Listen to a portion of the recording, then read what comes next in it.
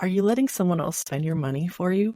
Or giving your buying power away and using whatever's left over? On today's episode, we're going to be talking about boundaries, financially speaking, and how to set them and how to stick to them. Like other boundaries in life, we need to know where they are first to tell if we're crossing them. If this sounds good, I'm so glad that you're here. I'm Julian Kohlbrand. I'm also known as Jewlz The Budget Nerd, and I'm a certified financial coach and the host of the Debt Rebel podcast here. So if this is your first time, welcome. We talk about all kinds of things from personal finance to debt culture and ways to rebel against that, ways to live life another way without using debt. So I am so glad that you're here. Today we are going to be talking about boundaries and how to set those for ourselves and things that we can do moving forward so that you can get out of debt.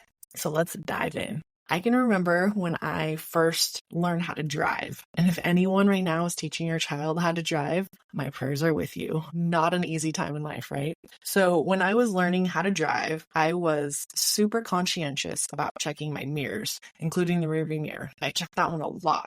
And if it was more than just a little glance, my dad would say, hey, don't let the person behind you drive for you. And that stuck with me as kind of a weird saying at the time, but I just kept playing it over and over and over in my head. But the same thing is kind of true for our finances. So if we're the driver of our car and we're in charge and we're in control of that, we need to be on the lookout for what's happening around us, but driving our car to our destination and not the car behind us driving for us or the car next to us or whatever. We need to know what's happening around us, but we're in charge of our own vehicle. So we don't want them to make our decisions for us. And that's what we're talking about today, financial boundaries. So the money that comes into your household is your responsibility, right? It's you're the one that gets to make those decisions, whether to use it wisely or however you decide to use it.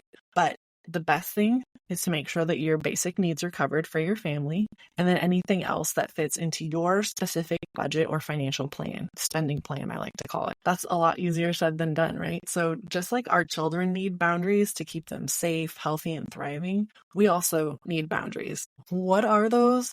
And how do we set those for ourselves? So I know a lot of people think of the boundaries is like the other B word that kind of makes us cringe, but boundaries might not have been modeled for you growing up in a lot of areas and probably not in a financial sense. That's what boundaries and budgets are kind of the same thing. So when we think of a budget is our financial boundaries out on paper or in an app, and this says, these are the things, these are the places we're going, these are the things that we're doing, and making sure those line up. What is a financial boundary and how do we set it? I think that looks a lot different for each of us. So depending on what your goals are, your financial goals are, those boundaries will look different. At some point, it might be making sure that you're saving for retirement. It could be paying off your debt. It could be saving for your kids' college. It could be a lot of different things. And so our budget should be a direct reflection of our goals, but also the boundaries that we have set for ourselves. If you have been around this podcast for even one episode, you'll probably hear me say that the best solution for a debt problem is making a budget. And that's just a roadmap to know when you're off course with your financial goals. Or you could say, hey, I'm looking at my budget and I'm crushing it. Like, we're doing good. We're on track. So it's a plan to spend your money the way you decide as a family. So we always say, share that with trusted people in your life that you're working on eliminating your debt. This is also super important. The communication piece is if you're working on eliminating your debt right now, the thing that you want to communicate is that you're communicating that with people that are in your circle. So maybe it's people socially that you are deciding, hey, you know what, we're going to scale back a few of our social engagements that cost money. So there's a bunch of other ways that you can have social interaction with people without spending money. So if you used to going out to eat with another couple regularly, maybe it looks different. Maybe you don't go out anymore. Maybe you do a potluck or you get together another way. But communicating that, especially if it's going to affect a relationship, is very, very important. So a financial boundary that we set for ourselves when my husband and I were working on eliminating our debt was we decided not to go out to eat as often. And we had friends that was a thing that we did regularly, and we opted to, we let them know, hey, this is something that we're working on, and we're not able to spend money the way that we used to. And so we still want to hang out. We still want to get together. Can we change what our get together looks like? What we do together looks like? Maybe it's a game night or something else that you enjoy together. It doesn't cost a lot of money. And that's just an easy one as far as like dinner goes, but it could be anything else. So just evaluating those things in your life and communicating those to the people in your life. Another one is we decided not to give gifts anymore. So the people that we normally exchange gifts with during holidays or birthdays or anything like that, we let them know that this was something that was important to us for the short term. And we wanted to make sure that they knew that it was nothing that they did wrong, but that we were not going to be giving gifts in the same way that we had in the past. And also, we wanted to make sure that they knew we were not expecting any gifts. And so sometimes those conversations can be uncomfortable, but also being in debt is really uncomfortable. So we had to have those conversations, and some of our relationships changed a little bit, and some of them changed a lot of it, but in a good way. My extended family, we decided to focus more on our time together. And so we did things differently. We didn't exchange as many gifts. Sometimes the kids were the only ones that got gifts. And then the rest of us, we did gifts of time together or services or things like that. So we would, exchange childcare, or we would, have a date night, that kind of stuff. We would get creative with those things. So we could still, kind of gave gifts, but we didn't necessarily have to spend money to do that. Because it was super important to my husband and I to maintain the relationships that we had in our lives, and we saw a lot of value in those, we wanted to make sure that we communicated that and focused on what was important to us, but also the people that were important to us. So this is going to look different for every single one of you, whatever is most important to you.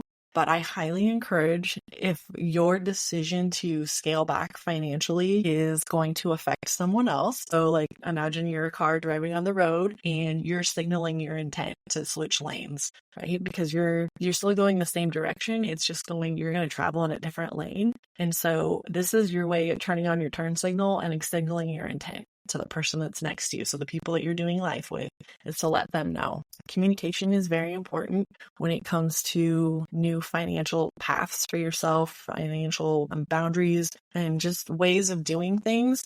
It's important to communicate that with the people in your life that are close to you so that they understand a little bit about what's going on. It's not necessarily that you're saying, hey, I want you to weigh in on this decision, but things are going to look different for you. So making sure that you communicate that well with people is important, especially if you want them to continue to be a part of your life. A recent example, and this was something that I didn't need to communicate with anyone else, but talking about when someone spends your money for you is kind of crossing a financial boundary. So we had an experience recently that there was an unplanned and unexpected expense at my daughter's school. And it wasn't something that the school was putting on. We had been there for a few years, and so we knew what to expect. We had a budget planned out, and this was something that was outside of that, and it was something that we didn't factor in. There was an opportunity to participate with our time, but also financially. And so it wasn't a requirement for it or anything like that. It was totally optional. And was it something that it didn't necessarily line up with our family values, but it wasn't going to be life-altering or compromising in any kind of way. We just decided not to contribute financially. And the reason we decided to not contribute financially is it wasn't about the money, because it was a small dollar amount. Did we have that? Yes, absolutely. But I also know that all of those little unexpected things can really add up. And so for us, it didn't fall into our financial plan, our boundaries. And so we decided, thanks, but no thanks. We would participate another way, but financially we decided not to contribute. And so that was us driving our car and spending the money that we were asked to spend, but use it wisely. And so sometimes you're going to say thanks, but no thanks to things, and it won't change things on the exterior. But when it comes to your financial plan, it can make big lasting changes, because when we let those little requests come here and there, that's eventually how we will drain what's most important to us and get us off track. So saying no now means that you'll be able to say yes later on more often. And so would a $20 expense make or break us? Absolutely not. But 100 requests for $20 can really change your debt-free destination date, right? That's $2,000 if you just say yes to 100 requests for $20. Now, 100 requests sounds a lot, but think about all the times that, hey, what about this? What about this? Oh, your kid asked, hey, can I have $20 for this? Those kinds of things. So keeping our eye on the prize was very, very important. And so that was something that was important to us to say no. But we still got to participate, and it didn't have any long-term effects on relationships, but it gave us opportunity to have control over how we spent our money, but also to hold tight to boundaries that we had decided as a family. And it's also important, my daughter's young still, but it's important for your children to see and hear you enforcing healthy financial boundaries. When they see you handle those situations and how you handle those situations and requests, they are learning something from you. And so that could be good and that could be bad, depending on so they are constantly learning when they watch you. So remember, when we're thinking about our debt-free journey and the decisions that we make, you might be talking with your spouse about those and carrying these plans out as a married couple, but also your family is going to see those decisions made, and that's going to help inform their financial future moving forward. And one way that you can really love your children is to give them financial tools like that to succeed, setting healthy financial boundaries, creating budgets, sticking to those budgets, having conversations about money, and giving them the opportunity to see how money is used in exchange for the things that we need and want in life. I will never forget the day the Bank of Mom and Dad closed. I had graduated from college at the time. I had got my bachelor's degree in economics, and which, if you've been following this for a little while, is kind of ironic since my husband and I got into a lot of debt after that. So back to when Bank of Mom and Dad closed. I'd kind of seen it coming, but I didn't want to, right? It's kind of like, it's kind of the adult version of sticking your fingers in your ear and going, I don't want to hear it, right? So I would have loved to have someone continue to bankroll my life, but that wasn't something that my parents taught me and my sister, and it was also not modeled for us. So I learned a really valuable lesson the day the Bank of Mom and Dad closed. So at the time, my now husband and I had bought a house, and we couldn't make our first payment. So we were new homeowners and couldn't make our first mortgage payment. Things were a lot different back then. Those types of loans aren't available now because of all the new regulations around mortgages, and that was prior to the crash of 2008. So embarrassingly enough, my parents bailed us out, and they made that first payment for us. And then the door to the Bank of Mom and Dad slammed shut.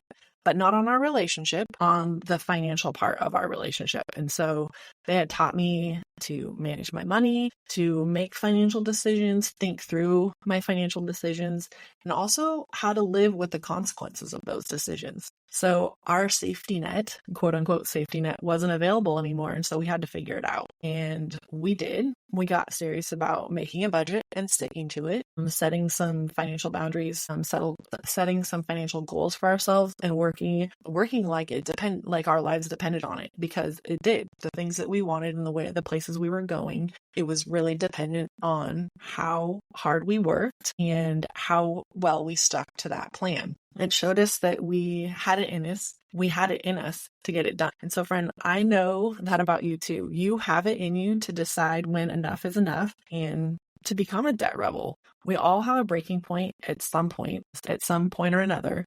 And so for you, it might be knowing that you have an upcoming security clearance renewal and your financial situation could make that challenging. It could be you're looking at your retirement account and realizing you're not where you want or need to be. It could also be you're losing sleep and your relationships are affected by your financial decisions. And so the thing I want you to hear me say is your financial situation doesn't define who you are. It's just a byproduct of the decisions that you've made in the past, whether those are good or bad. It's the byproduct of the decisions that you've made. If it's not something that you are excited about, and I would guess that since you're listening to this episode and the Debt Rebel show, I know that you're not thrilled with where you are financially, but you don't have to stay there. So how do you make a change? How do you set some financial boundaries for yourself? How do you stick to them? One, it's just making a decision to make a change. And it could be having a very transparent and honest conversation with your spouse and deciding together that you're going to do things differently. Now, that conversation might be an ongoing one. And I know for us, it was an ongoing conversation. The first one, though, was pretty epic and rough, but have a conversation and keep the avenues of communication open in that area, because it's super, super important to figure out how to get on the same page. And that's something that I help my clients do. If that's something that you're struggling with, is let me know. The second thing is to write down why you want to make a financial change. Now, once you decide to make a financial change, knowing why, vitally important, because when we lose track of that, we just kind of meander, we circle, we don't know. We need to have like our eye on the prize. Why is it? So is it so that you can eliminate your debt and be able to do more things with your money? Is it so that you can give more money in the future? Is it so that you can set your kids up, maybe with some more money for once they launch? Maybe it's taking a family vacation once a year and creating some really amazing memories. Whatever your reason why to make the financial change is, write that down. And do not lose focus on that. The next thing is to make a spending plan, a budget for your family that lines up with what's most important to you and doesn't make sure that you include that why. So your why is tied to what's most important to you, and then making a spending plan that reflects that. Set some financial boundaries for yourself. So when you look at your budget, ask yourself if each item on there is getting you closer to your goal. And so that's a great way to set some financial boundaries, is to say, hey, if this isn't getting me closer to my goal, then what can I do to change it? Sometimes that means you're eliminating things. Sometimes that means you're reducing things. So maybe you're not getting all of the channels on TV that you really want. Or maybe you're eliminating that altogether. Maybe you're finding a new way for entertainment. Maybe you're finding, like I said earlier, you're still getting together with friends and family, but maybe it looks a little bit different. So think through some of those things. If there's ways that when you set those financial boundaries, so you set that budget, if there's ways in there that you could be saving a little bit more.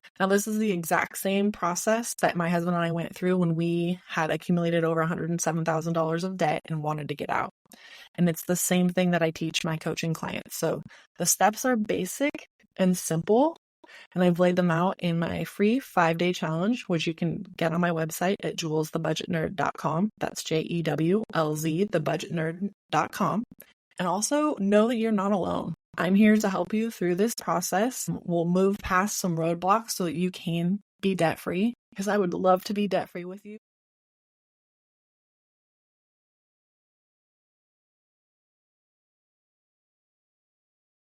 Thank you for listening to the Debt Rebel podcast. You can find full show notes from today's episode at jewlzthebudgetnerd.com. That's JEWLZ, thebudgetnerd.com. If you loved today's episode, I'd be honored if you hit that subscribe button and leave me a review. And remember, every step toward financial independence is a rebellion against debt. So stay strong, keep pushing forward, and fight the good fight. Until next time, Debt Rebel, stay resilient.